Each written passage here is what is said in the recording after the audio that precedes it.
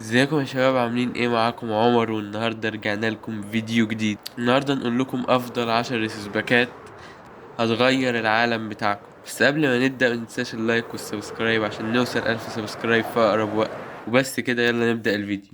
اول ريسباك معانا وهو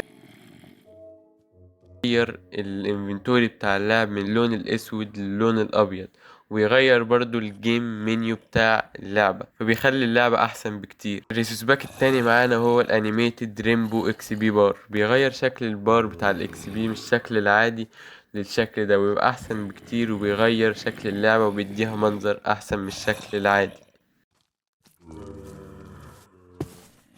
الريسباك التالت هو انشانتمنت اوت لاين. ده بيخلي فيه لاين حوالين اي تول انت بتطوره بالكتاب باي كتاب موجود في اللعبة، وبيغير شكل السيف او الحاجة اللي بتطورها، وبيبقى شكلها احسن بكتير زي ما انتوا شايفين. الريسباك الرابع معانا هو الانيميتد ايتم. ده بيدي انيميشنز للايتمز النادرة في اللعبة، وبيخليها متحركة، وبيدي للعبة شوية واقعية.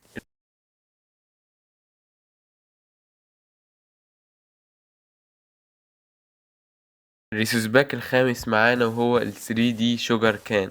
ده بيغير شكل الشوجر كان من الشكل الطبيعي للشكل ال 3D. بيبقى شكله أحسن من الشكل الطبيعي بكتير، وبيدي واقعية للعبة.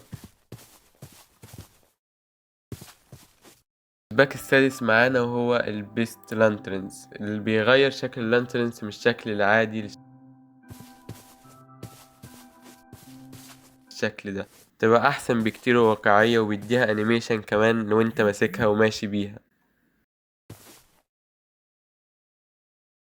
الريسوسباك السابع معانا هو البلو نازرايت. ده بيغير شكل النازرايت من الشكل العادي، بيخليه باللون الازرق عشان تقدر تجمعه ما بين الطوب العادي اللي بيبقى في النازرايت، وبيبقى اسهل انك تشوفه. الريسوسباك التامن معانا نو بامكن بلور. ده بيشيل البلور اللي بيبقى موجود لو انت لابس البامبكن، وده بيسهل عليك حاجات كتير اوي، انك تروح الاند من غير ما الاندر مان يهجموا عليك.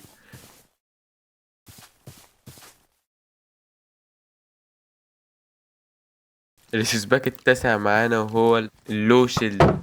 قبل ما اركب الريسيسباك وانتوا شايفين معانا الشيلد بيبقى واخد بتاع نص الشاشة، فانت متبقاش شايف الوحوش. بعد ما اركب الريسيسباك زي ما انتوا شايفين الشيلد بينقص جامد، وبياخد مساحة اقل من الشاشة، فتقدر تشوف الوحوش قدامك.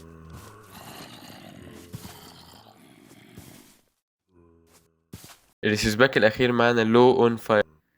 تقريبا نفس فكرة اللو شيلد ده. قبل ما اركبه النار بتبقى واخدة نص الشاشة، مبتبقاش شايف النص التحتاني، وده بعد ما اركبه تبقى حتت بسيطة كده تحت وخلاص. بس كده يا شباب، دي نهاية الفيديو. اتمنى الفيديو يكون عجبكم. بس قبل ما انهي الفيديو حابب اقول لكم اللي عايز المودات دي هيلاقيها على موقع مودرنز. هسيب لكم لينك الموقع تحت في الوصف. وبس كده، متنساش اللايك والسبسكرايب. اشوفك الفيديو اللي جاي. سلام.